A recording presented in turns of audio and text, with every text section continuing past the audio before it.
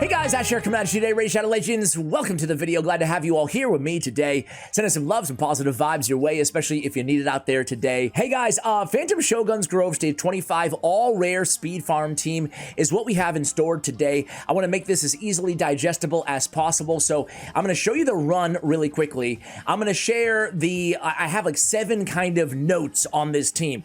Basically, I want this to not fail for everybody out there, right? So if something's going wrong, I'm going to give you 7 tips, 1 through 7, while we watch the run, and then I'll show you the team and I'll talk about substitutions for this team as well, because only 2 champions are mandatory on it, okay? Again, this only works for stage 25, unfortunately. It is now time to leave this pleasant scene. But if you're struggling to get to stage 25 in Phatom Shogun Grove, please let me know in the comments below, because I can make a one-size-fits-all Muckstalker team for you guys to get to stage 25 so you can pull off the strategy to begin with.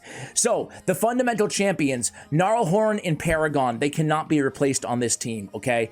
Number 2, Gnarlhorn needs to be in the lead position. Gnarlhorn must be the lead position of this team. That way, Paragon will always place the unkillable on the leader, on Gnarlhorn, okay? Number 3, everybody's HP needs to be above 40k, over 40k HP, or the boss might target them and screw things up. Gnarlhorn, obviously, your enfeebled tank on this squad. Number 4, Gnarlhorn needs to have the highest crit damage so he can take the first hit from the boss. Number 5, the cleanser on this team needs to be a 3-turn cleanse, so we have Reliquary Tender here, and she needs to be, the cleanser, whoever it is on a 3-turn cleanse, Mithrala is a good option as well, right? Needs to be 284 speed, usually at least 2 speed sets, or this run can fail towards the end.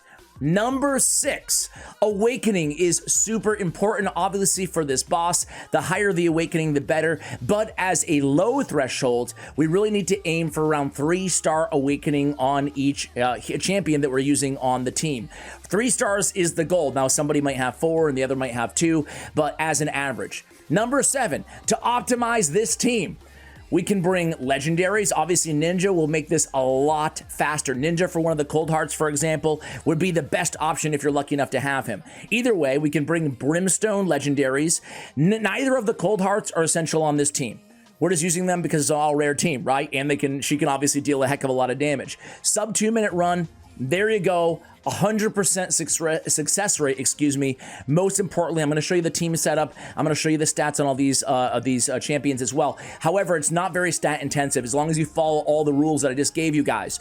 So as I want to finish things off here, to optimize the team, to get it a lot faster, Ninja or just Brimstone / Smite legendaries, Reflex on all the enemy max HP champions, like a Newt on the team would work in one of those DPS slots as well, or Toxic sets will help it move faster as well. So Toxic sets, Reflex sets, Ninja, instant activation, Brimstone legendaries to optimize this team, okay? So those are the 7 rules. Now let's take a look at the team setup. I'm gonna give a big shout out to Odd One Gaming.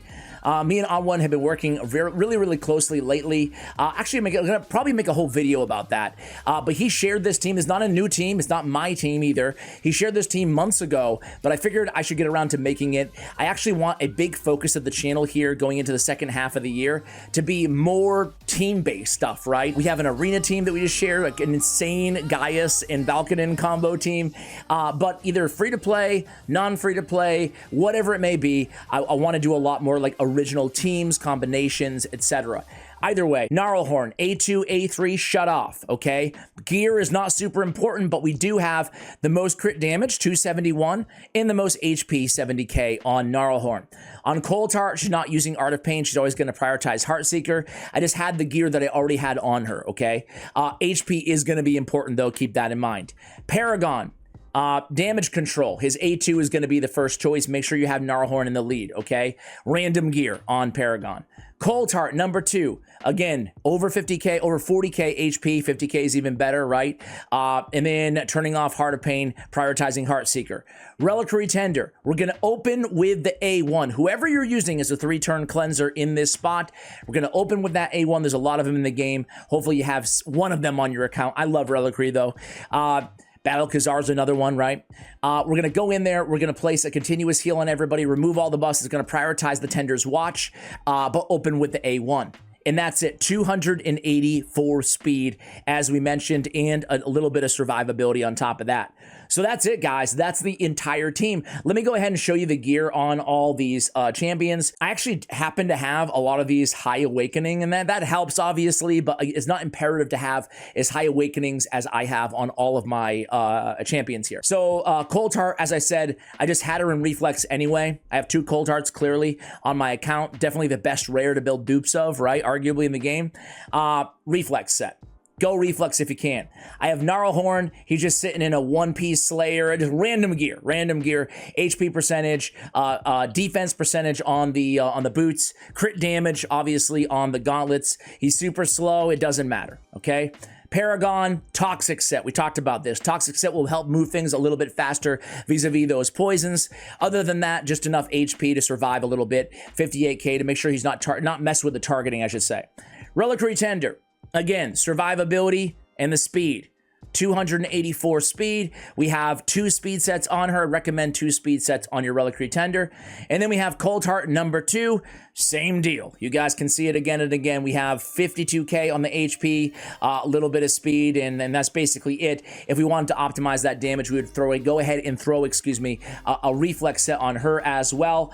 Let me run the same exact team. Let me just throw like a Ninja in there and see if it improves the run speed a little bit. All right, guys, so here we go with Ninja. I didn't change anything about Ninja's gear whatsoever. I just hope he doesn't have more crit damage than Gnarlhorn. I didn't even check that, but hopefully he'll be good. You can see he's landing the Brimstone. He's letting the HP burn, he's activating the HP burn, but everything else about this team is exactly the same. So depending on who you have on your account, the nice thing is, again, only Paragon, only Gnarlhorn. Gnarlhorn's so freaking good, guys. Not only can he shine as arguably the best tank for Phatom Shogun Grove with the Enfeeble, with the no crits on the A1, no strong hits, no weak hits, he's just the perfect little tank, right?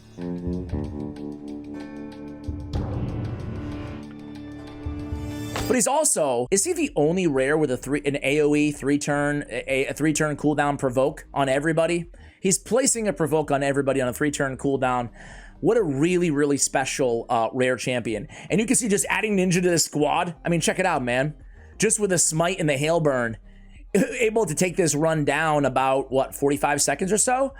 And again, it doesn't have to be Ninja. It can be another legendary with Smite, preferably a burn or a burn activator as well. But it does get the job done. As I mentioned earlier, unfortunately, as much as I love this not to be the case here, unfortunately, this team does not work against other stages, even other Magic Affinity stages of Phatom Shogun's Grove. But please, I will end the video where we started the video today.